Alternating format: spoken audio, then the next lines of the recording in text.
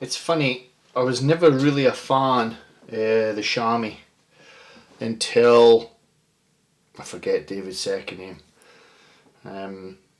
I watched a guy, David Nielsen, just steady away all day in a bank competition fishing it. So I thought I'd better try it, try and master it. And I did, thankfully. And on one occasion, a couple of years ago, we got me through to a bank final. I was fishing Pressman, a really difficult peg. I just basically sat with a bang out for half an hour, got 2 takes and landed one. Skill, luck, judgment, who knows, but I was fishing this under a bung. No, this, a chamois. But this is the one that I use when I'm pulling. Very effective it is too, but it also works under the bung. I'll show you how to tie it. So the fly is based on an American pattern that I've seen on, what's the hook? Big one, size 8. I've seen it on Pinterest. I'm just getting a, you can use any bead, but I like this sort of purpley blue colour. And I'm just got this is a 3.5 and a size 8 hook. Obviously you can change the bead size depending. Oh, messed up the simplest bit.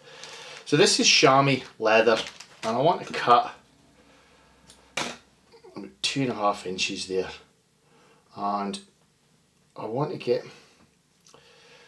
see where it is on the hook shank, so I want to be tying it in.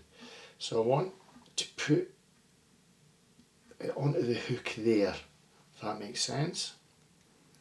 And then I'm just going to slide it on so I can see where that's going to come when I actually come to tying it in. I can see where it's going to come. I want to take a little bit off actually. So when I pull this up, I can see it's not got an impact on the bead, so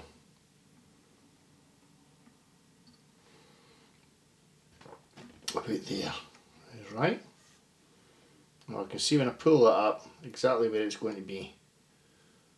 Spot on. Right, move all this out of the way.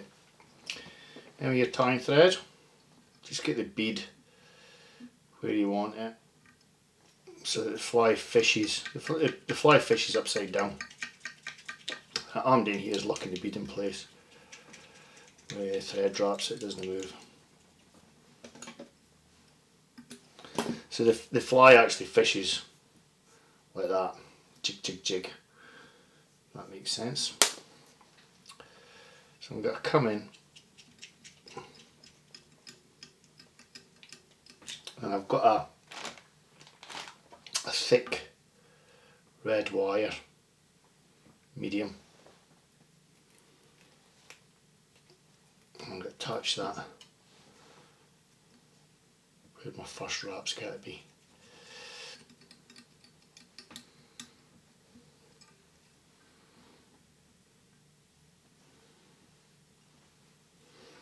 So I've got this PhD stuff. I've also got, so these are the 2 colours that I use. I use a gold and I use the dark. I use the dark for contrast, so the one I've shown is for contrast, so let's go ahead and tie it. A nice tight dubbing rope. Tight, tight, tight. You don't want any loose fibres coming off it. Nice and tight. And then wind that up. Try and make sure it's even. Now you'll see I've given myself plenty of space at the head. I want to come back a couple of wraps there. Take some of this off and then we can add it. I want to secure the chamois underneath. Nice and tight. Like so. So we've got the belly there. Back in with my PhD, so a little bit more. Cover that up. I want to stop. I want to give myself plenty of space at the front. So and I'll come in, and this is the key bit, so you want one wrap at the rear, and this just keeps everything in place.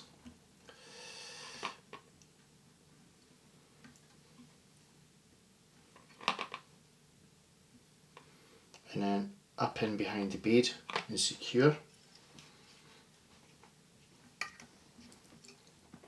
Secure like so.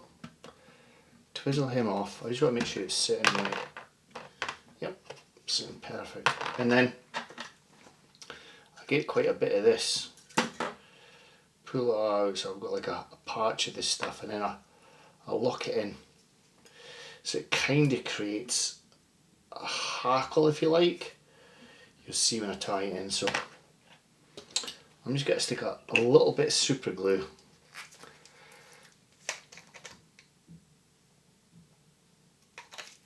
on the thread, and then whip finish him into place.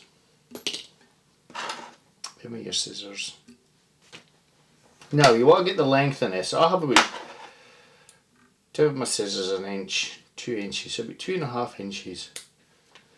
And then what I do is I make a little hole in the point of my scissors. You didn't want to make the hole exactly there. You want to come a little bit, so you've got a little bit of skin before the split. I'll show you what I mean shortly.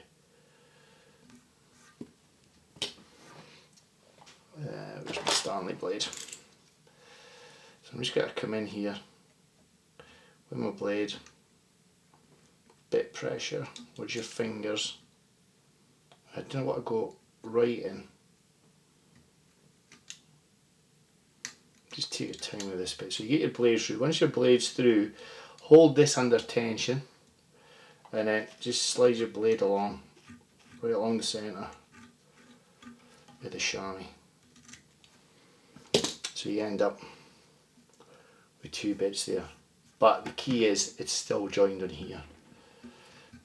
And then all I'm going to do is to finish the fly off is brush out some of the PhD to get that nice buggy look. And there you go. It's a chamois come lure, and one that works really well for me. Pull this on a floater. Use a bigger bead on a floater or an intermediate line. Just a great fly to fish.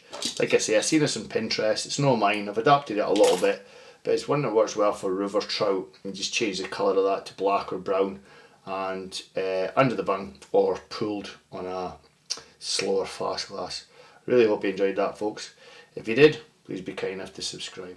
Take care. Bye bye.